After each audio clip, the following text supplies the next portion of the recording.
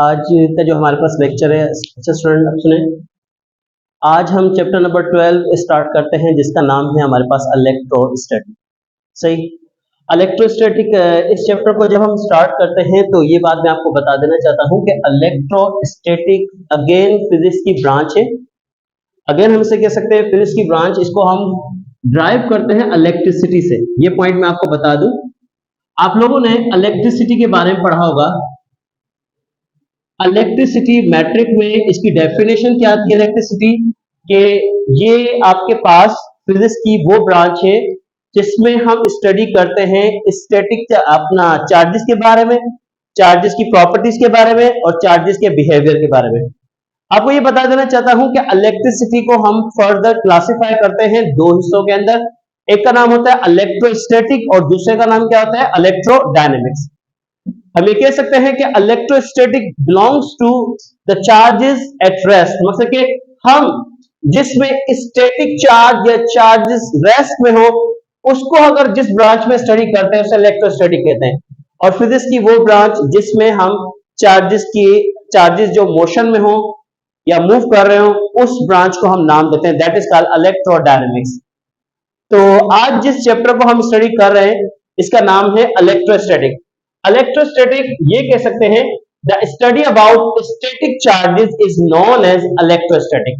सवाल यहां पर आता है कि सर जो लफ्ज हम यहां पर चार्ज यूज कर रहे हैं, चार्ज, इस चार्ज के बारे में आपको बता देना चाहता हूं कि ये चार्ज एक बेसिक प्रॉपर्टी है या इंट्रिंसिक प्रॉपर्टी है, किसी भी मटेरियल की हो सकती है। कोई भी मटेरियल, हमारे आसपास जितने भी मटेरियल हैं सब मटेरियल के पास चार्ज होता है। और ये बता देना चाहता हूं कि अगर आप चार्ज के बारे में स्टडी करना चाहते हो तो चार्ज बेसिकली एक तरह से प्रॉपर्टी किसी भी मटेरियल की हो सकती है। चार्ज के बारे में कुछ टर्म्स जो आपको पता होनी चाहिए कि चार्ज के बारे में अक्सर कहा जाता है कि चार्ज एक कंजर्व प्रॉपर्टी है। ये पॉइंट मैं आपको बता दूं, चार्ज एक कंजर्व प्रॉपर्टी। कंजर्व प्रॉपर्टी का मतलब है it can never create and never destroy. ना तो हम इसे क्रिएट कर सकते हैं ना तो हम डिस्ट्रॉय कर सकते हैं। हाँ, चार्ज एक जगह से दूसरी जगह ट्रांसफर होता है। ये बात आपको सिंपली आप इसे यूं अंडरस्टैंड कर सकते हैं कि आपकी जो मोबाइल बैटरी है, जब आप मोबाइल बैटरी पूरा दिन यूज करते हो और एट द एंड जब वो बैटरी डिस्चार्ज हो जाती है तो वो बैटरी खुद ब खुद कभी भी अपने चार्ज क्रिएट नहीं कर सकती, कभी खुद ब खुद चार्ज क्रिएट नहीं करेगी। इसे हमें क्या करना होगा, इसे चार्ज करने के लिए हम इसे चार्जर से कनेक्ट करते हैं, वो चार्जर बैटरी को चार्ज करता है। इसका मतलब है कि चार्ज ट्रांसफर होता है। चार्ज कभी खुद ब खुद ना क्रिएट हो सकता है ना डिस्ट्रॉय हो सकता है। इस हिसाब से हम कहेंगे चार्ज एक कंजर्व प्रॉपर्टी है। चार्ज की नेचर क्वांटाइज्ड है। क्वांटाइज का मतलब है कि कभी भी चार्ज को आप फ्रैक्शन में नहीं पाओगे। चार्ज हमेशा आपके पास फिक्स अमाउंट में होंगे, जैसे 1 2 3 4। इसका मतलब है ये क्वांटाइज नेचर रखता है, इसके फिक्स अमाउंट होते हैं। और चार्ज, किसी भी मटेरियल पे चार्ज अगर कैलकुलेट करना है तो उस मटेरियल में जितने भी इलेक्ट्रॉन्स हैं उन उसको n से मल्टीप्लाई कर दो। n उसकी तादाद को जाहिर कर रहा है और e इसका मतलब क्या है, एलिमेंट्री चार्ज। ई एलिमेंट्री सबसे बेसिक जो चार्ज होता है वो आपके पास कितना होता है, 1e। मतलब कि इलेक्ट्रॉन पे हो या प्रोटॉन पे हो, ये चार्ज किसके बराबर है, 1.6 into 10 power minus 19। अगर इलेक्ट्रॉन का चार्ज है तो यहाँ पर माइनस लगाऊंगा, अगर प्रोटॉन का चार्ज है तो यहाँ पर प्लस लगाऊंगा। और यही बात आपको बता देना चाहता हूं कि जितने भी मटेरियल के अंदर जितने भी एटम्स होते हैं वो अल्लाह ताला ने उसे न्यूट्रल बनाया है। अगर आपसे पूछे कि न्यूट्रल क्या है, न्यूट्रल वर्ड क्यों यूज करते हैं, न्यूट्रल का मकसद है कि आप पीरियोडिक टेबल में कोई भी एलिमेंट उठाएं, उसमें ऐसा नहीं है कि उसमें इलेक्ट्रॉन की तादाद ज्यादा और प्रोटॉन की तादाद कम हो। अल्लाह ताला ने हर एटम को बैलेंस किया हुआ है through equal number of electron और इक्वल नंबर ऑफ प्रोटॉन के वजह से। आप पीरियोडिक टेबल में कोई भी एलिमेंट उठाएंगे तो हम कह सकते हैं कि आपके पास इलेक्ट्रॉन पे चार्ज कितना होता है, 1.6 into 10 power minus 19 कूलम। ये बता दिया जाता है कि SI यूनिट ऑफ चार्ज बराबर है कूलम के। ये पॉइंट मैं आपको बता दूं कि चार्ज का जो SI यूनिट होता है वो कूलम होता है। आप लोगों को बता दूं कि 1 कूलम बराबर है एम्पियर इनटू सेकंड। इंजीनियरिंग वाले स्टूडेंट जरा ये बात सुने, आपके सामने एक अल्फाज कहा जाएगा कि कोई ऐसी ड्राइव क्वांटिटी है जो प्रोडक्ट हो दो फंडामेंटल क्वांटिटीज की। उस ड्राइव क्वांटिटी का नाम बताएं जो दो उस दो फंडामेंटल क्वांटिटीज को मल्टीप्लाई करें या दो फंडामेंटल यूनिट को मल्टीप्लाई करके निकालेंगे, तो कूलम वो वाहिद ऐसी क्वांटिटी है जिसमें दो फंडामेंटल यूनिट्स मल्टीप्लाई होते हैं, तो तब जाके कूलम। तो कूलम आपके पास फंडामेंटल क्वांटिटी नहीं है या फंडामेंटल यूनिट नहीं है। आपको बता दूं, चार्ज कोई फंडामेंटल क्वांटिटी नहीं है। हम ये कह सकते हैं कि ये हमारे पास दो फंडामेंटल क्वांटिटीज को मल्टीप्लाई करने के बाद मिलता है। अब अक्सर आपने मोबाइल खरीदने के लिए जब जाते हैं तो आपके सामने मोबाइल जब खरीदा जाता है तो आपके सामने जो बैटरी होती है उस बैटरी में लिखा होता है MAH, 5000 mAh, 4500 mAh या 6000 mAh। ये स्टूडेंट्स को सिर्फ ये बता देना चाहता हूं कि MAH stands for milli ampere hour, milli ampere hour, और 1 मिली एम्पेयर आवर बराबर है 3.6 कूलम चार्ज के। ये पॉइंट मैं आपको बता देना चाहता हूं कि 1 मिली एम्पेयर आवर, कभी आपके पास एंटी टेस्ट में एमसीक्यू आ जाए कि milli ampere hour is a unit of, mobile battery के ऊपर जो मिली एम्पेयर आवर लिखा हुआ होता है that is a unit of current, time, power या फिर चार्ज। स्टूडेंट्स आप किसको टिक करोगे? चार्ज को टिक करोगे। तो ये पॉइंट मैं आपको बता दूं कि मिली एम्पेयर आवर बेसिकली आपके पास चार्ज का यूनिट है। Charge can be produced by electrostatic induction. Induction के थ्रू, ये मैट्रिक के अंदर पढ़ाया जाता है जिसमें हम एक मटेरियल से दूसरे मटेरियल के थ्रू फील्ड के थ्रू चार्ज पैदा करें। इसमें याद रखना फील्ड है और इसमें आपके पास दूसरा मटेरियल है, हम इसे करीब लेकर आते हैं फील्ड के थ्रू। अगर इस मटेरियल में चार्ज क्रिएट हो रहे हैं तो याद रखना ये इलेक्ट्रोस्टैटिक इंडक्शन है।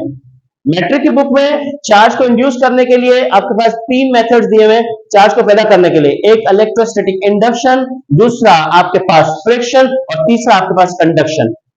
फ्रिक्शन वाला वर्ड एक बात बता दूं, कायदे माम के अंदर ये एमसीक्यू आ चुका था कि अगर हमें किसी मटेरियल, किसी इंसुलेटर पे चार्ज क्रिएट करना है तो उसे क्या करना पड़ता है? रब करना पड़ता है। आपने छोटी क्लासों में देखा होगा कि बलून को जब हम चार्ज करते हैं तो अपने बालों के साथ रब करते थे, या फिर आपने कभी देखा होगा कि किसी भी चीज को आप जब उसको रब कर रहे होते हो तो याद रखना उस दौरान due to friction small amount of heat जब उस एटम को मिलती है तो उस एटम के इलेक्ट्रॉन्स को नॉकआउट कर देती है, बाहर निकाल देती है। इस वजह से उस मटेरियल पे कौन से चार्ज आते हैं? पॉजिटिव चार्ज आ जाते हैं। इसी तरीके से हम एक चार्ज बॉडी दूसरी चार्ज बॉडी के करीब लेके जाएंगे तो वो अट्रैक्शन और रिपल्जन शो कराएंगे।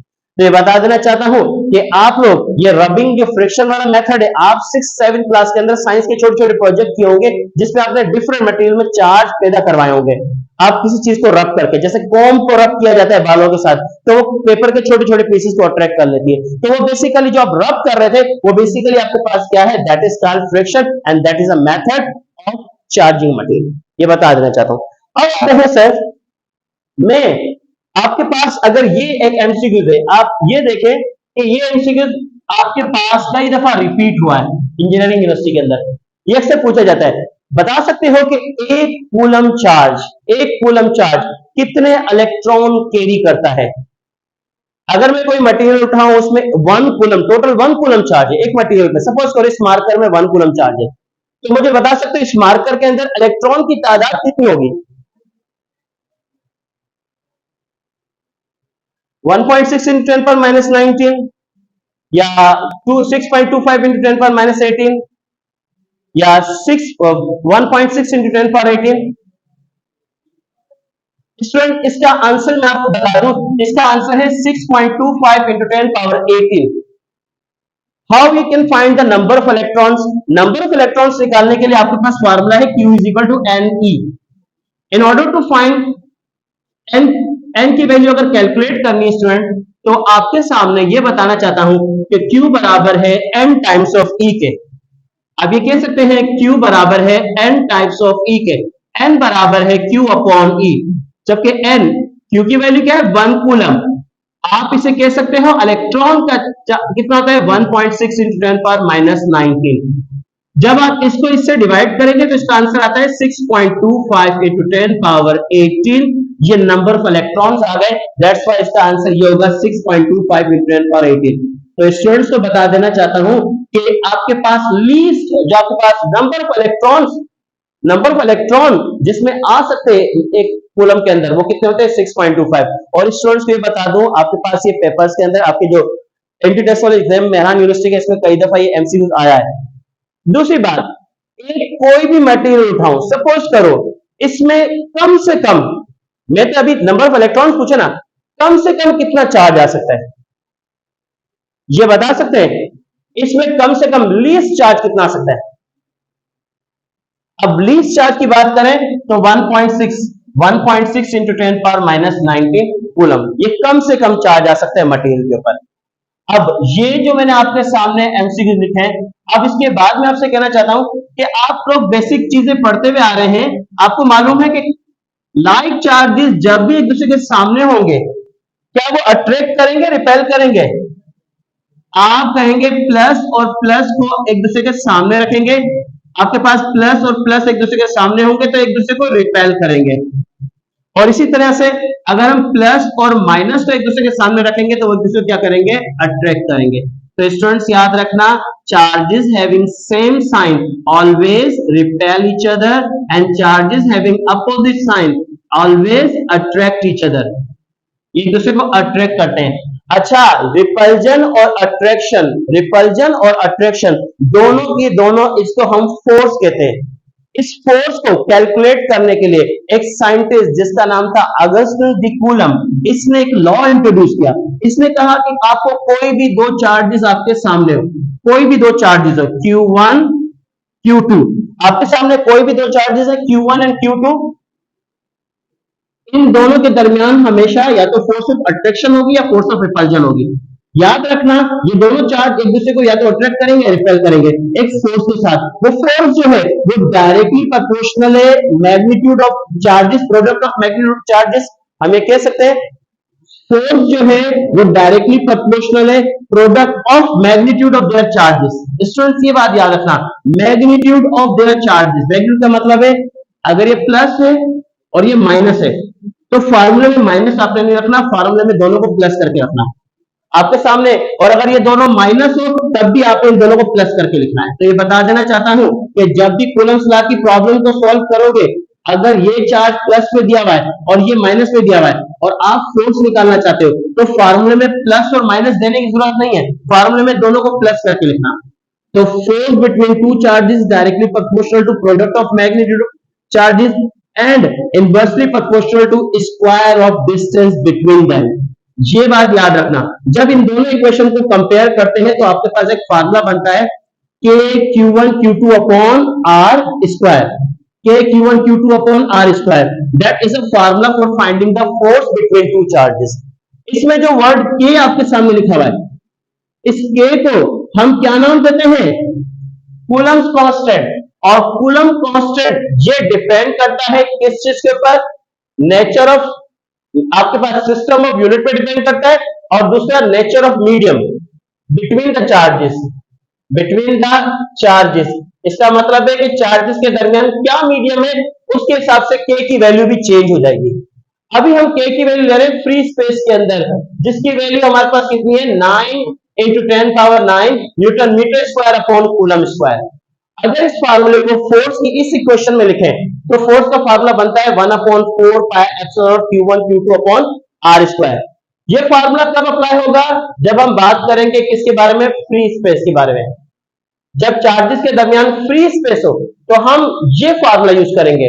अगर चार्जेस के दरमियान कोई मीडियम आ जाए, मीडियम लाइक इंसुलेटर, कोई भी इंसुलेटर या डाइलेक्ट्रिक, तो आपका यही फार्मूला चेंज होके मीडियम के लिए बन जाता है 1/4 pi epsilon not epsilon r Q1 Q2 upon r square. अब स्टूडेंट्स यहां पर एप्सिलॉन r और एप्सिलॉन नॉट क्या है, इन दोनों के बारे में, एप्सिलॉन r को रिलेटिव परमिटिविटी कहते हैं। इस रिलेटिव परमिटिविटी को अगर हम यहां पर ऑब्जर्व करें, इस रिलेटिव परमिटिविटी को, तो रिलेटिव परमिटिविटी और परमिटिविटी का दोनों का कॉन्सेप्ट मैंने यहां देखा है। परमिटिविटी ऑफ फ्री स्पेस, याद रखना, ये एक्सिस करती है या अलाउ करती है दो चार्जेस के दरमियान फोर्स। याद रखना, एक चार्ज दूसरे चार्ज पे अगर फोर्स अप्लाई करेगा तो इनके दरमियान एक तरह की परमिशन है, मकसद एक परमिशन लेनी पड़ेगी किससे, उस मीडियम से। अभी हमारे पास मीडियम क्या है, एयर है। जब एयर अलाउ करेगी फोर्सेस को ट्रांसफर करना तो ये ट्रांसफर कर पाएंगे, अगर एयर अलाउ ना करे तो मकसद ये फोर्स एक दूसरे पे अप्लाई नहीं कर सकते। इसका मतलब है परमिटिविटी वर्ड निकला है परमिशन से, ये बात याद रखना, परमिटिविटी वर्ड निकला है परमिशन से। अगर चार्जेस के दरमियान परमिशन है तो वो परमिशन क्या है, उसे कहते हैं permittivity of free space. Students, permittivity of free space का अगर आंसर निकालना चाहते हो, इसकी वैल्यू निकालना चाहते हो, तो जो के की जो वैल्यू है, आपने यहां पर जो के की वैल्यू निकली है 1/4 pi epsilon not, epsilon not को यहां ले जाए, के को यहां पर लेकर आ जाए, इस पूरे को सिंप्लीफाई करेंगे तो के का आंसर आएगा 8.85 into 10 power -12 coulomb square upon newton metre square, coulomb square upon newton metre square. और साथ में मैंने F अपॉन एम लिखा है, ये आपसे पूछ सकते हैं, F अपॉन एम का मतलब है, इसे हम फेराड पर मीटर भी कह सकते हैं। ये पॉइंट मैं आपको बता दूं, इसे हम फेराड पर मीटर भी कह सकते हैं। Farad per metre, farad is the unit of capacitance of the capacitor. ये आपसे पूछ सकते हैं एमसीक्यू में कि फेराड पर मीटर किसका यूनिट है, तो कहना फेराड पर मीटर आपके पास परमिटिविटी ऑफ फ्री स्पेस का यूनिट है। हमारी बुक में लिखा हुआ नहीं है, पर टेस्ट में कभी भी आपसे पूछ ले कि फेराड पर मीटर किसका यूनिट है, ये आगे चलकर मैं आपको ड्राइव करना सिखाऊंगा। अभी सिर्फ ये माइंड में रखना कि coulomb square upon newton metre square. अब स्टूडेंट, इसकी डायमेंशन, अगर आप इसकी डायमेंशन निकालना चाहते हैं, इसकी डायमेंशन कैसे आएगी? डायमेंशन निकालने के लिए आपको तरीका बता देना हूं कि आपके पास इसका यूनिट है newton metre square upon coulomb square, newton metre square upon coulomb square. आप लोगों को बता दूं, न्यूटन की डायमेंशन है mlt-2, मीटर स्क्वायर की डायमेंशन है एल स्क्वायर, और स्टूडेंट कूलम की डायमेंशन हमारे पास, ये चीज याद रखना, इसका यूनिट है एम्पेयर इंटू सेकेंड। अगर मैं इसकी डायमेंशन निकालना चाहूं तो इसकी डायमेंशन है एम्पेयर का ए और सेकेंड का टी, इसे कहते हैं 88। अब आप यहां पर लिखेंगे कूलम स्क्वायर की जगह पर, यह हो जाएगा एम्पेयर स्क्वायर और T square. Similarly student, ML square, L को एल स्क्वायर से मल्टीप्लाई करेंगे तो जाएगा ML cube, T power plus का 2 ऊपर जाकर क्या बन जाएगा टी पावर माइनस का 4, ए पावर प्लस का 2 ऊपर जाकर क्या बन जाएगा ए पावर माइनस का 2। तो that is a dimension of coulomb constant. अगर कूलम कांस्टेंट की डायमेंशन पूछे तो आप कहेंगे ml power 3 t power -4 a power -2, that is the dimension of coulomb constant. और अगर sir permittivity of free space की अगर आपसे पूछे कि इसकी डायमेंशन क्या होगी परमिटिविटी, तो आपको एक चीज बता दूं, जिनकी पावर प्लस में है माइनस में कर देना,